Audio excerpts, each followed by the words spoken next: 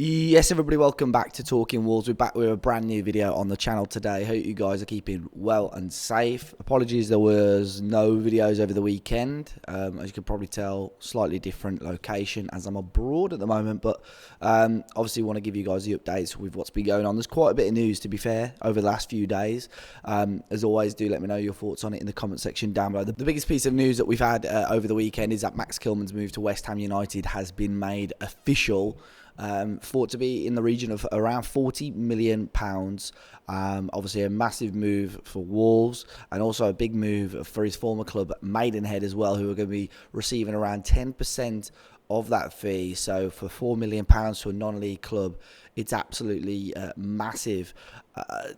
There's been sort of conflicting reports, not so much reports, but tweets from rival fans saying how disgusting it is that Wolves negotiated this fee. Basically, Maidenhead apparently were due around 20%, and Wolves negotiated that down to 10%, meaning obviously Wolves would make a bit more money out of the deal. But ultimately, if Maidenhead had said, no, we want the 20%, Wolves would have had to have asked for more money off West Ham to make it worth their while, and then West Ham may have pulled out the deal completely. So really, it's something that Wolves have had to compromise with, as Maidenhead have had to compromise with, to find a deal that works best, really, for all three parties. So I really don't understand why Wolves are made to look like the bad guys in this situation, if I'm completely honest. But either way, we wish Max all the best. Obviously, club captain. But this is a big fee for Wolves, and it'll be very, very interesting to see what happens now with the squad, who we go in for, etc. But there have been rumours and reports of players that Wolves are potentially looking at. The Athletic on Friday had posted a list. Apparently the potential replacements for Kilman does include Nico Elvedi from Borussia Mönchengladbach. We've mentioned him so many times before. He's got a release clause of around €10 million. Wolves are also keeping tabs on Thomas Bielan of Feyenoord, again a player that we've mentioned. David Carmo from Porto, and Jacob Greaves from Hull City. Now, if I quickly touch on some of these, Thomas Bielan, there's not really been many fresh rumours of as it stands, but out of the four, I'll possibly say that's possibly the one that makes the most sense, and Wolves have probably got the most concrete interest in, maybe. Jacob Greaves looks like he's going to Ipswich. David Carmo, there has been rumours on over the last day or so from Record over in Portugal. They've said that Wolves, although there's no official contacts between Wolves and Porto at the moment, Wolves are putting themselves in a position where they can start negotiations. And Nico Elvedi, obviously there's been a long-term interest from Wolves there in the Mönchengladbach defender, and it's been reported by Bild over in Germany over the weekend that is a solid claim that Wolves are interested in him. And again, like I said, just €10 million release clause. So it completely depends, obviously, for Wolves. It said they are going to take their time on finding the replacement. It's not anything that they're going to rush into. Of course, at the moment, in my opinion, I think we've got a good enough defenders. If Gerson Mosquera is the level that we expect him to be, Wolves have got good enough defenders to get by. And what I mean by get by is sort of sitting around that level of where we are at the moment in the Premier League. But certainly, if we want to make that step up, Wolves have now got the money to buy a top quality centre half.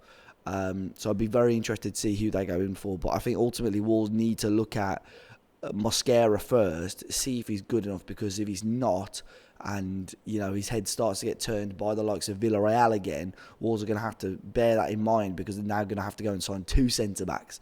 So it's a situation where we'll probably be a little bit clearer in the next week or two.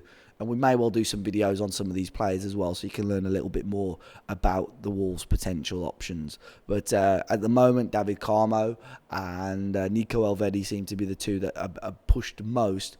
But like I said, the Elvedi news is by the press in Germany. The Carmo news is by the press in Portugal. So we'll wait and see if anything fresh comes from those. Probably one of the most random rumours and links, but it sounds like it's going to be happening of the summer so far, is Daniel Bentley to Arsenal. The Wolves' backup goalkeeper. He was linked yesterday morning by Alan Nixon over on his Patreon page. And I saw that at first and I thought, wow, what a strange thing. But it's quite common practice now, isn't it, that clubs, including Wolves, have got sort of 2 or 3 goalkeepers is in backups. Scott Carson of Manchester City is probably the most notable one, but Wolves have had it with Tom King coming in. Previously, Dan Bentley's been back up to Jose Sarr for a year and a half now or so, I think. But this one's interesting. Arsenal looking to have him, obviously behind the likes of David Raya, whose signing has become official at the Emirates, and Aaron Ramsdale, who seems to be sticking around for now. Like I said, it sounds like a strange transfer, but when you look into it a little bit further, Daniel Bentley, of course, he played at an academy level for Arsenal, which makes, in terms of registration rules for the Champions League, it makes it a little bit easier because you need players not just homegrown, but homegrown at your club as well. So to be able to bring Daniel Bentley in for what you would imagine is a fairly low fee, this will be an interesting one. Now, it's said that Wolves aren't necessarily interested in selling Bentley because they want to make sure whatever fee they get, they're able to bring in a potential replacement. Now, this does open up a couple of options for Wolves. A player that we've seen linked plenty of times over the last week or so is Kasper Schmeichel. Would he come in as a backup, experienced backup? Would he want to be a number 2 to Jose Sarr? Fairly high wage perhaps, but still classed as homegrown. Or do Wolves take this opportunity to go down the younger goalkeeper route, have a young lad? We've been linked with a number of lads either from Holland or Scandinavia, where we can sign these young lads, have them as an understudy to Jose Sarr, and maybe in the next year or two bleed them into the first team on a bigger and stronger level. So Dan Bentley to Arsenal sounds like he's got legs to it because, like I said, Alan Nixon reported on it, but then it has been followed up by other sources. Express and Star said it was happening, and David Ornstein, who's ever reliable, posted about it as well yesterday evening. Other rumours that we've had over the weekend, Hwang Hee-Chan, this was on Thursday night, L'Equipe over in France, suggests that Marseille have an interest in Hwang. Again, an interesting one. Roberto Zerbi, the former Brighton manager, is in charge over at Marseille now. So, obviously got an interest in Hwang. It's an interesting one with Hwang because he had a great year last season. But for me, he's still that injury proneness frustrates me with Hwang. There's a lot that Wolves would have to consider with this because the market value, not just as a football player, but as the marketability with the South Koreans and so on, it's difficult to replace that. And Hwang, I think, would command a pretty hefty fee for that. So I'll be interested to see if anything comes to fruition from that. From what I think right now, I doubt it, because even in that article alone, Brighton understand that it's a very difficult deal to complete. So very early days on that one. Not seeing much more news on that one. Other reports as well. Football Insider have said that Wolves are among a number of clubs reportedly interested in the Plymouth forward Morgan Whitaker. Had a great season last year in the Championship, scored a hatful of goals and got plenty of assists alongside it too. Wolves aren't the only team said to be interested though. Brentford, Celta Vigo and Stuttgart all said to have an interest. 23 years of age, valued at around £15 million.